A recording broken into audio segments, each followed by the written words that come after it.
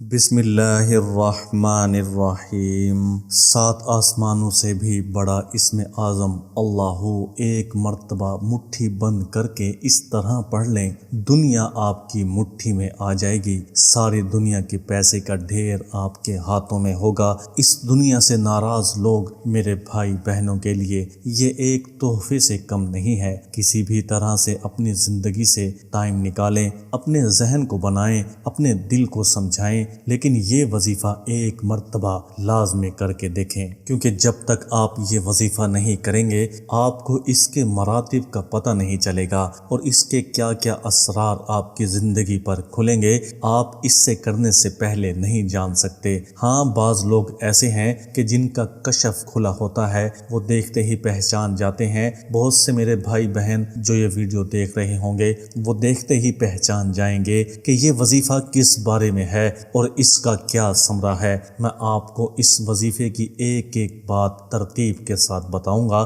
آپ کو وظیفہ کرنے کا طریقہ بھی بتاؤں گا اور اس کی احتیاطیں بھی ساتھ ساتھ بتاؤں گا۔ کوشش کریں کہ ویڈیو کو آخر تک مکمل دیکھیں، کوئی بھی حصہ اسکپ نہ کریں۔ اگر ایک بھی بات آپ کے دیکھنے سے رہ گئی تو ہو سکتا ہے کہ آپ کو اس وظیفے کے کرنے کا ثمرہ وہ نہ ملے جس کے لیے میں نے آپ کو یہ وظیفہ دیا ہے۔ اپنے گھر کی چھت پر ایک پیالی پانی رکھ کر چھوڑ دیں اور ایک دن کے بعد چیک کریں کہ کیا وہ پانی ختم ہو گیا ہے۔ اگر نہیں ختم ہوا تو پھر انتظار کریں، ایک دن کے بعد دوبارہ چیک کریں۔ اگر ختم ہو گیا ہے یا بالکل معمولی سا رہتا ہے تو اب آپ یہ وظیفہ کر سکتے ہیں۔ اس وظیفے کا ٹائم کتابوں میں جو آتا ہے وہ فجر کی نماز کے بعد اور عشاء کی نماز کے بعد سونے سے پہلے پہلے آتا ہے۔ تمام اولیاء کرام کا وظیفہ یہ معمول رہا ہے۔ جتنے بڑے بڑے اولیاء کرام ہیں، جتنے اللہ کے نیک بندے ہیں، تمام بندوں نے اللہ کو جو پہچانا ہے وہ اسی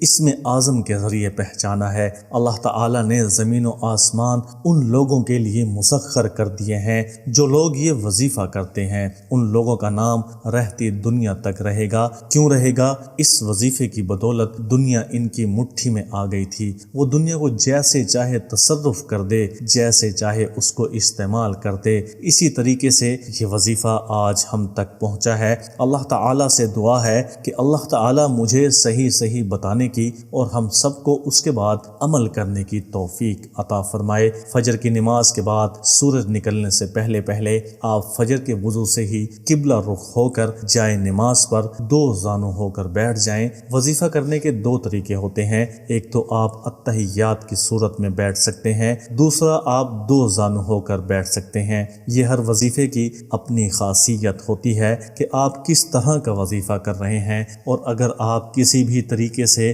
ہر وظیفے میں بیٹھنا چاہتے ہیں تب بھی کوئی مذائقہ نہیں ہے، لیکن قبلہ رخ بیٹھنا شرط ہے اور آنکھیں بند کر کے تصور کرنا ضروری ہے۔ آنکھیں بند کر کے تصور کریں اور اپنے مقصد کو اپنے ذہن میں لے کر آئیں اور اس کے بعد آنکھیں کھول کر 7 مرتبہ درود شریف حضور اکرم صلی اللہ علیہ وسلم کی ذات اقدس پر پڑھ لیں۔ اس کے بعد ایک چیز ذہن نشین فرما لیں کہ جب آپ یہ وظیفہ کریں گے تو آپ کو شیطان یہ وظیفہ کرنے سے روکے گا۔ خاص طور پر جب آپ فجر کی نماز کے بعد یہ وظیفہ کریں گے تو شیطان آپ کے سامنے طرح طرح کے بہانے پیش کرے گا اور آپ کو اس وظیفہ کے کرنے سے روکے گا، کیونکہ اللہ تعالیٰ کا اسم مبارک کا آپ ورد کرنے جا رہے ہیں اور وہ نام کہ جس کے بارے میں مشہور ہے کہ یہ اسم اعظم ہے، تو کیسے شیطان آپ کو اس کا ورد کرنے دے۔ یہ وقت ویسے بھی قبولیت کا وقت ہوتا ہے، تو آپ نے شیطان کے اس حربے سے لازمی بچنا ہے، کیونکہ یہ وظیفہ آپ کو ایسی بلندیوں تک لے کر جائے گا کہ جس کے بارے میں کبھی آپ نے سوچا بھی نہیں ہوگا۔ آپ کے دل میں جو بھی خواہش ہوگی وہ اس وظیفے کے کرتے ہی پوری ہو جائے گی۔ کتنی بڑی سے بڑی خواہش آپ دل میں رکھتے ہوں، بس آپ یہ وظیفہ کریں گے اور انشاءاللہ آپ کے صرف سوچنے کی دیر ہوگی۔ جو کام بھی آپ کرنا چاہیں گے اس دنیا میں، جہاں بھی جیسے بھی آپ تصرف کرنا چاہیں گے، جس انسان کے بارے میں آپ چاہیں گے وہ آپ کا مطیع و فرما بردار ہو جائے گا۔ دنیا کی جس چیز کے بارے میں آپ حصول کی کوشش کریں گے، حصول کا تصور اپنے ذہن میں لے کر آئیں گے، وہ چیز آپ کے پاس ہوگی اس سے پہلے کہ آپ کا تصور ختم ہو۔ غربت، بیماری، افلاس، یہ سب کچھ پل بھر میں ختم ہو جائے گا۔ اللہ تعالیٰ کی نعمتوں کا مسکن آپ آپ کا دل بن جائے گا، آپ کا گھر بن جائے گا، آپ کا علاقہ بن جائے گا۔ جس طریقے سے آپ چاہیں گے اللہ تعالیٰ کی نعمتوں کو استعمال کریں گے۔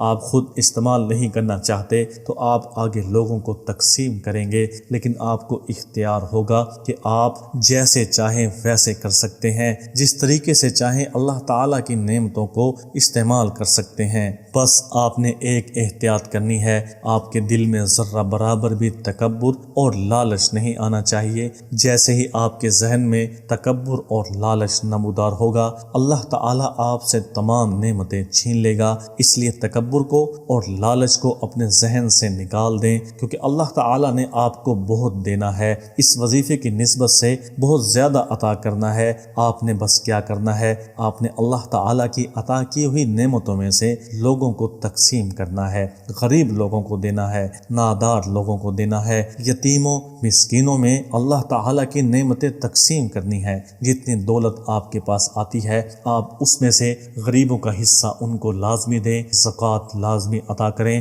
اگر آپ کے پاس زمین آ گئی ہے تو اب زمین کی فصلوں میں سے عشر لازمی ادا کریں۔ بس آپ نے یہ احتیاط کرنی ہے، آپ صرف اتنے سی احتیاط کر لیں اور اللہ تعالیٰ کی عطا دیکھیں کہ اللہ تعالیٰ کیسے آپ کو نوازتا ہے، کیسے آپ کی ایک ایک خواہش پوری ہو جاتی ہے۔ میں نے آپ کو تمام احتیاطیں بتا دی ہیں کہ آپ نے کیسے کیسے اس میں احتیاط کرنی ہے۔ جب آپ 7 مرتبہ درود شریف پڑھ لیں، اس کے بعد آپ نے 7 مرتبہ سورۃ الکوثر پڑھنی ہے اور 7 مرتبہ سورۃ الاخلاص پڑھ لینی ہے۔ اس کے بعد ایک تسبیح استغفر اللہ کی کرنی ہے اور ایک تسبیح یا غنیوں کی کرنی ہے۔ اس کے بعد 11 تسبیح اللہ کی کرنی ہے۔ پھر آخر میں 7 مرتبہ دوبارہ درود شریف پڑھ لینا ہے۔ کوشش کریں کہ سورج نکلنے سے پہلے پہلے آپ یہ وظیفہ مکمل کر لیں۔ جیسے ہی آپ کا وظیفہ مکمل ہوگا، اب اپنے ہاتھ اللہ تعالیٰ سے دعا کے لیے فضا میں بلند کر لیں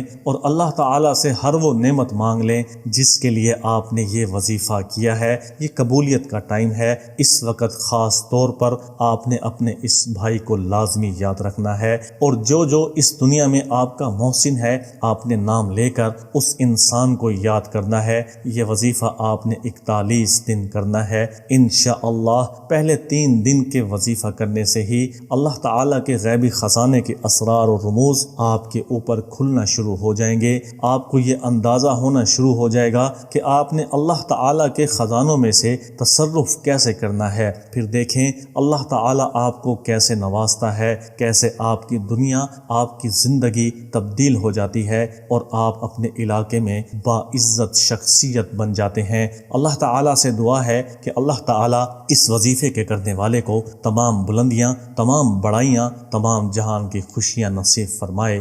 آمین یا رب العالمین۔